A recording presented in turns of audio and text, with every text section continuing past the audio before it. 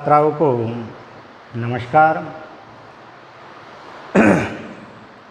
आज आपको पढ़ाया जा रहा है लौह इस्पात उद्योग। लौह इस्पात उद्योग के बारे में हम इसके बारे में काफ़ी बार बातें कर चुके हैं और हमने इसके कुछ उद्योगों के बारे में आपको बताया भी है, जिसमें सर्वप्रथम एक उद्योग हमने लिया था जिसका नाम था TISCO, Tata Iron and Steel company. देखा जाए तो हमारे भारत में जमशेदजी टाटा ने उद्योगों की ही नींव रखी थी। वैसे इससे पहले कवासजी डाबर, जो सूती वस्त्र उद्योग के लिए जाने जाते हैं, उन्होंने उद्योगों के लिए नींव रखा। लेकिन जो हैवी उद्योगों की बातें करें, निजी क्षेत्र की हम बातें करें, तो हमारे टाटा का नाम सर्वप्रथम आएगा। और टाटा जी ने जो हमारे 1907 में Tata Iron and Steel company की स्थापना की, उसके बाद सरकार के द्वारा कुछ कंपनियों को भी यहाँ पर प्रमोट किया गया। और वो कंपनियाँ यहाँ पर कौन कौन सी है उनके बारे में हम आज बातें आपसे करेंगे। तो इसके बाद हम बातें करते हैं तो भारत सरकार ने अपना अधीन एक उपक्रम खोला और जिसका नाम था Indian iron and Steel company. Indian iron and Steel company, Indian iron steel company की बातें करें और ये आपका खोला गया था बर्नपुर में, कुल्टी में और हीरापुर, 3 जगह इसकी स्थापना की गई थी इंडियन आयरन स्टील कंपनी की 1908 में। वो एक अलग बात है कि इनका जो दोबारा से रिफंड किया गया, वो द्वितीय पंचवर्षीय योजना में इसको वापस से रिफंड किया गया। लेकिन उस समय इनकी स्थापना की जा चुकी थी बर्नपुर में, कुल्टी में और हीरापुर में। और हम बातें करें कि उस समय जो आयरन एंड स्टील कंपनी है, इसके लिए कौन कौन से उत्पाद कहाँ कहाँ से आते थे उनकी हम बातें करें तो पहली बातें करते हैं लोहा अयस्क, जो कि कच्चा लोहा है, कच्चा उत्पाद है, वो आपका प्राप्त होता था गुआ, जो कि झारखंड में स्थित है। गुआ नाम की खान है, बहुत बड़ी खान है। उस जगह से यहाँ पर क्या हुआ करता था, मतलब आपके कच्चा लोहा प्राप्त किया गया था। कोयला यहाँ पर रामपुरा तथा झरिया से प्राप्त किया गया था। रामपुरा और झरिया दोनों झारखंड में ही स्थित है। वैसे आपको पता भी है कि झरिया एक बहुत बड़ी क्षेत्र है जहाँ से कोयला का उत्पादन किया जाता है। अगला है चूना पत्थर। कौन कौन से उत्पाद इसमें काम में लिए जाते हैं वो यहाँ पर यदि काफ़ी बार एग्जाम में पूछ लिया जाता है कि लौह अयस्क, लौह इस्पात उद्योग के लिए कौन कौन से चीज़ों की आवश्यकता होती है, तो वहाँ आप हम बातें कर सकते हैं। लोह अयस्क की है, कोयला की है, चूना पत्थर है, मैग्नीज है और जल विद्युत शक्ति है, इनके लिए इनका उपयोग किया जाएगा। कोयला आपका रामपुरा तथा झरिया से प्राप्त किया गया। चूना पत्थर आपका पाराघाट और बाराद्वार से प्राप्त किया गया। मैग्नीज आपका उड़ीसा के कुछ क्षेत्र है, उड़ीसा में क्षेत्र है, उन जगह से प्राप्त किया, जैसे बादाम पहाड़ है, उन जगह से यहाँ से प्राप्त किया जाता है। और जल विद्युत शक्ति आपकी दामोदर घाटी परियोजना से प्राप्त की गई थी। दामोदर घाटी परियोजना आपकी फिलहाल एक संयुक्त परियोजना है, जो कि पश्चिम बंगाल और झारखंड की संयुक्त परियोजना के नाम से जान सकते हैं हम, और वहाँ से इसको प्राप्त किया जाता है। अगली बातें करें तो ये आपकी हो गई इसको, यानी ये फेमस बात भी है, तीनों को एक साथ बोला जाता है काफ़ी बार, टिस्को, इसको, विस्को। तो टिस्को आपका Tata Iron and Steel company है, इसको Indian iron and Steel company है, और तीसरी आपकी विस्को, इसको बोलते हैं Visvesvaraya steel iron and Steel company. Visvesvaraya, Visvesvaraya iron and Steel company, ये आपकी शिमोगा कर्नाटक में स्थित है। शिमोगा कर्नाटक में स्थित है और ये भद्रावती नदी के पास में स्थित है। भद्रावती नदी, भद्रावती नदी आपकी कर्नाटक में ही है, तो भद्रावती नदी के पास में ये स्थित है visco, Visvesvaraya iron and Steel company, Shivamogga Karnataka में स्थित है। और इसकी स्थापना आपकी की गई थी 1923 में। यानी इस जगह 1907-08 के बाद काफ़ी गैप लगा, क्योंकि उस समय हमारे अंग्रेज यहाँ पर राज करते थे, तो उन्होंने, क्योंकि जो इधर वाला क्षेत्र था, इसकी बातें करें हम, जैसे झारखंड है, उड़ीसा है, छत्तीसगढ़ है, पश्चिम बंगाल है, मध्य प्रदेश है, ये क्षेत्र एक साइड में पड़ते थे। और जितने भी उत्पाद थे, कच्चा उत्पाद थे, वो आपके इसी जगह से प्राप्त होते थे। तो जो साउथ एरिया था वो पिछड़ रहा था और उस जगह पर किसी भी प्रकार के उत्पाद की संभावना नहीं थी।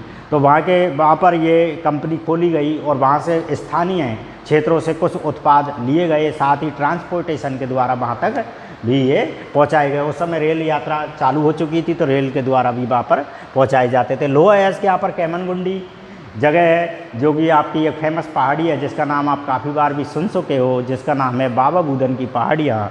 और बाबा बूदन की पहाड़ियाँ आपकी एक अजायब घड़ी मान सकते हो आप, कि यहाँ पर खनिज भी प्राप्त होते हैं, साथ ही मसालों के लिए भी ये बाबा बूदन की पहाड़ियाँ प्रसिद्ध है। बाबा बूदन की पहाड़ियाँ कैमनगुंडी, यहाँ से लोहा अयस्क प्राप्त होता था। चूना पत्थर यहाँ पर भांडीगुंडा, ये भी आपका कर्नाटक में ही स्थित है। भांडीगुंडा उस जगह से प्राप्त होता था। मैग्नीज स्थानीय क्षेत्र जहाँ ये शिमोगा में ये कंपनी लगाई गई थी, उसी जगह से स्थानीय क्षेत्र से ये प्राप्त किया गया। और कोयला चारकोल से प्राप्त किया जाता था। चारकोल अधजली लकड़ी को बोलते हैं, लकड़ियों के द्वारा कोयला बनाया जाता था और उसके द्वारा फिर से वो कोयला यहाँ पर उपयोग में लिया जाता था। और जल शरावती नदी के से लिया जाता था। शरावती नदी की हम बातें करें तो ये यानी हमारे भारत का सबसे ऊंचा जलप्रपात, जैसे हम महात्मा गांधी जल सेतु बोलते हैं, महात्मा गांधी जलप्रपात बोलते हैं, वो शरावती नदी पर ही है। और उस पर से हमें यहाँ पर क्या प्राप्त होता था, यानी जल प्राप्त किया जाता था। इसके बाद 1923 का समय चला गया और 1947 में भारत आज़ाद हो गया। भारत की आज़ादी के बाद हमारे भारत में एक बड़ी समस्या आने लगी कि ये जो कंपनियां हैं ये भी अपना कार्य पूर्णतः नहीं कर पाई। साथ ही Tata Iron and Steel Company तो अपने वर्कलोड चल रहा था, लेकिन फिर भी भारत में उद्योगों के लिए, घर बनाने के लिए, साथ ही बहुत सी चीज़ों के लिए लोह इस्पात की आवश्यकता हुई। तो द्वितीय पंचवर्षीय योजना में हमारे जो उस समय के प्रधानमंत्री थे पंडित जवाहरलाल नेहरू, उन्होंने कुछ कंपनियों को आदेश दिया और उन्होंने वहाँ पर खोली और उनका एक नाम रखा गया हिंदुस्तान स्टील लिमिटेड, यानी हिंदुस्तान स्टील लिमिटेड के नाम से अपनी कंपनियां खोली। और वो कंपनियां यहाँ पर 3 जगह खोली गई थी, राउरकेला उड़ीसा में, दुर्गापुर पश्चिम बंगाल में और भिलाई छत्तीसगढ़ में। 3 जगह वहाँ पर हिंदुस्तान स्टील लिमिटेड के नाम से ये कंपनियां खोली थी। अब काफ़ी बार कंपटीशन में भी एक क्वेश्चन पूछ लिया जाता है कि इन चारों को सम्मिलित करवाया जाता है कि ये कंपनियां किसके सहयोग से खोली गई थी। यानी उस समय ये तो क्लियर था कि भारत इतना आत्मनिर्भर नहीं था कि अपने ही दम पर कोई कंपनी खोले, तो उसके लिए हमें विदेशों से सहयोग लेना पड़ा। तो विदेशों के द्वारा यहाँ पर ये कंपनियां खोली गई, उनके तभी तो इनका नाम एल यानी लिमिटेड के नाम से रखा गया, क्योंकि उनका भी यहाँ पर शेयर होल्डर वहाँ पर थे। तो राउरकेला उड़ीसा में जो 1959 लगभग द्वितीय पंचवर्षीय योजना उस समय चल रही थी, द्वितीय पंचवर्षीय, तो 1959 में जर्मनी के सहयोग से ये कंपनी खोली गई थी। और दुर्गापुर पश्चिम बंगाल में ये ब्रिटेन के द्वारा ये कंपनी खोली गई थी। दुर्गापुर पश्चिम बंगाल में जो है SCL, वो ब्रिटेन के सहयोग से खोली गई थी। जबकि भिलाई जो छत्तीसगढ़ में स्थित है वो 1959 मतलब तीनों उसी समय की थी। ये सोवियत संघ के द्वारा, ये सोवियत संघ के सहयोग से ये कंपनी खोली गई थी। और इसके साथ ही बोकारो स्टील लिमिटेड भी यहाँ पर खोली गई थी उसी समय लगभग। बोकारो स्टील लिमिटेड ये हजारीबाग झारखंड में स्थित थी और ये पूर्व सोवियत संघ के सहयोग से ये खोली गई थी। तो इस प्रकार से ये 4 कंपनियों की हम बातें कर सकते हैं, जिसमें मुख्यतः 3 की बातें करेंगे। SCL जो कि हिंदुस्तान स्टील लिमिटेड राउरकेला उड़ीसा में 1959 द्वितीय पंचवर्षीय योजना में इसका विकास हुआ, जर्मनी के सहयोग से थी। SCL दुर्गापुर पश्चिम बंगाल, ये भी 1959 में है, ब्रिटेन के सहयोग से बनाई गई। और SCL भिलाई छत्तीसगढ़ 1959 सोवियत संघ के सहयोग से ये लगाई गई थी।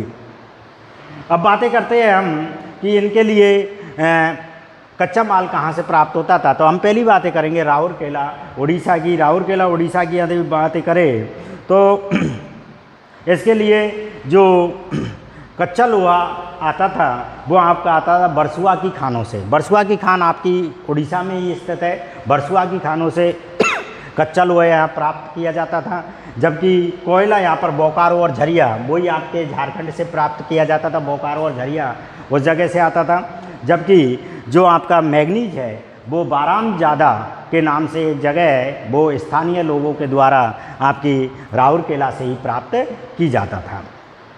जबकि हम बातें करें जल यहाँ पर हीराकुंड बांध से प्राप्त किया जाता था। हीराकुंड बांध के बारे में भी आपको पता है कि ये भारत का सबसे ऊंचा बांध माना जाता है और जो कि उड़ीसा में स्थित है, उस जगह से ये प्राप्त किया जाता था।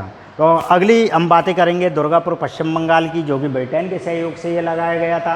अब दुर्गापुर पश्चिम बंगाल में हम वही बात करेंगे कि लोहा अयस्क यहाँ पर कहाँ से प्राप्त किया जाता था। लोहा अयस्क की हम बातें करें तो ये आपके पल्ली राजहरा नाम से एक जगह है, और पल्ली राजहरा जो जगह है वो है आपकी छत्तीसगढ़ में।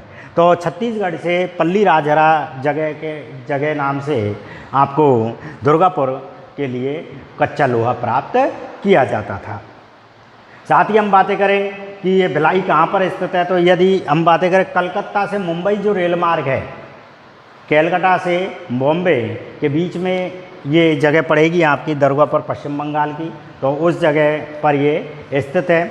और यदि हम जल की बात करें तो यह तंदुला नहर से इसको जल प्राप्त किया जाता था, जो कि कोरबा पावर प्रोजेक्ट के द्वारा ये संचालित किया जाता है। अगली बातें करेंगे SCL भिलाई या छत्तीसगढ़, जो कि आपकी सोवियत संघ के द्वारा ये स्थापित की गई थी या सहयोग से स्थापित की गई थी।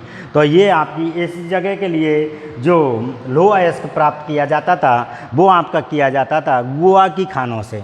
गुआ की खान झारखंड से यहाँ पर लोहा अयस्क प्राप्त किया जाता था।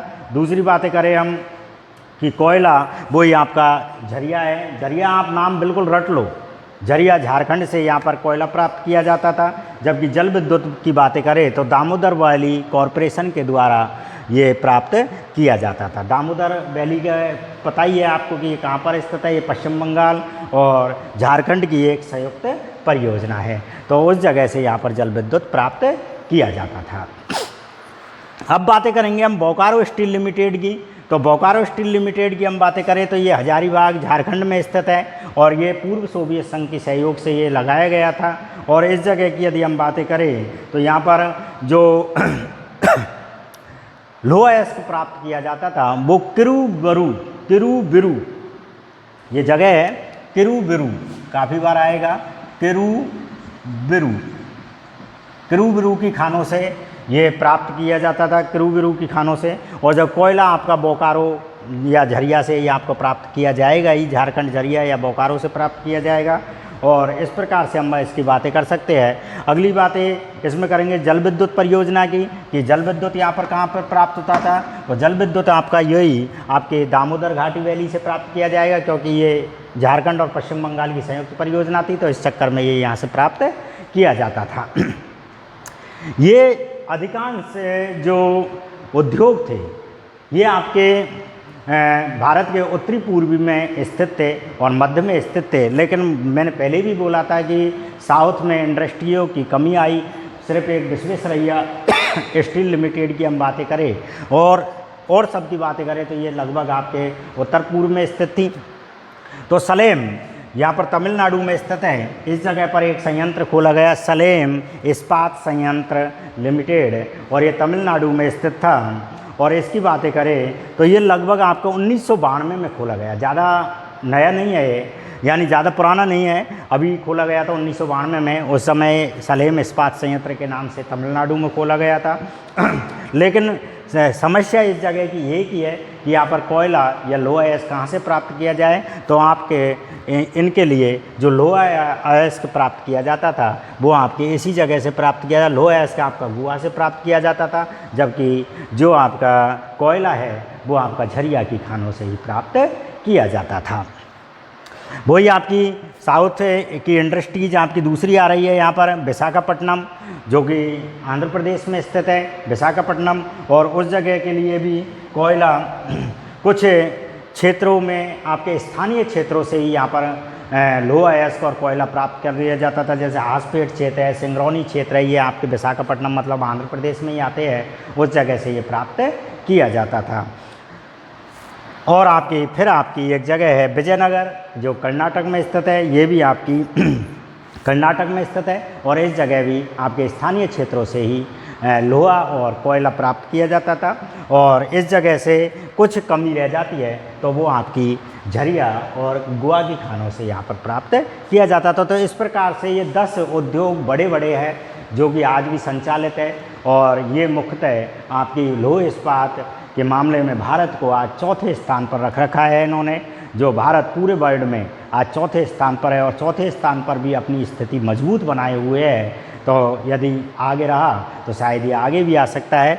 तो अपन की वही Tata Iron and Steel company, दूसरी थी आपकी Indian iron and Steel company, तीसरी थी आपकी Visvesvaraya iron and Steel company, चौथी थी आपकी हिंदुस्तान स्टील लिमिटेड, पाँचवीं हिंदुस्तान स्टील लिमिटेड, छठवीं हिंदुस्तान स्टील लिमिटेड, सातवीं बोकारो स्टील लिमिटेड, आठवीं सलेम इस्पात संयंत्र, नौवीं विशाखापट्टनम इस्पात संयंत्र और 10वीं विजयनगर इस्पात संयंत्र। इस प्रकार से हम बातें इसकी कर सकते हैं।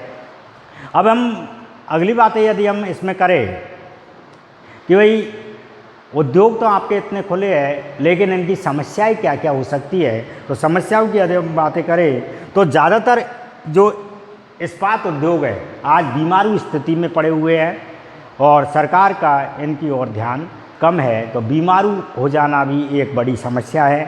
दूसरी है कि इनके जितने भी है लागत ज़्यादातर आपके सरकारी उपक्रम है, तो उनके हिसाब से अकुशल प्रबंधन हो रहा है। प्रबंधन के रूप में जो भी पोस्टिंग दी जा रही है वो अकुशल है, वो या तो उसमें जानते नहीं है कुछ भी, ना उनके बारे में कुछ समझना चाहते हैं। तो अकुशल प्रबंधन का भी यहाँ पर एक बड़ा फैक्टर काम कर रहा है। साथ ही मज़दूरों की संख्या है वो भी अकुशल संख्या अधिक हो रही है। साथ ही मज़दूरों की संख्या कम पड़ रही है कि कुशल श्रमिक मिलना बहुत बड़ी बात हो रही है। साथ ही अच्छे ईंधन की कमी है, मतलब कोयला भी इतना बढ़िया प्राप्त नहीं हो पा रहा है, या तो चारकोल से प्राप्त कर रहे हैं, पीट कोयला है, बिटुमेंस और एंथ्रोसाइट यहाँ पर प्राप्त नहीं होता है, तो ये भी एक समस्या के रूप में काम करती है। और सरकारी नीतियाँ यहाँ पर उदासीन हो रही है, तो इस प्रकार की बहुत सी ऐसी समस्याएं हैं। साथ ही जल की समस्याएं है, ट्रांसपोर्टेशन की समस्याएं है, सरकारी नीतियों की समस्याएं है, जीएसटी की समस्याएं है, तो बहुत सी समस्याओं के रूप में ये अपने आप को अड़िग बनाए हुए है, लेकिन फिर भी आज भारत इसके लिए बहुत बड़ी स्थिति में है। तो इस प्रकार से हम बातें कर रहे थे लौह इस्पात उद्योग की, और ये इसी के साथ यहाँ पर समाप्त होता है। अगले वीडियो में आपको पढ़ाया जाएगा सूती वस्त्र उद्योग। जय हिंद।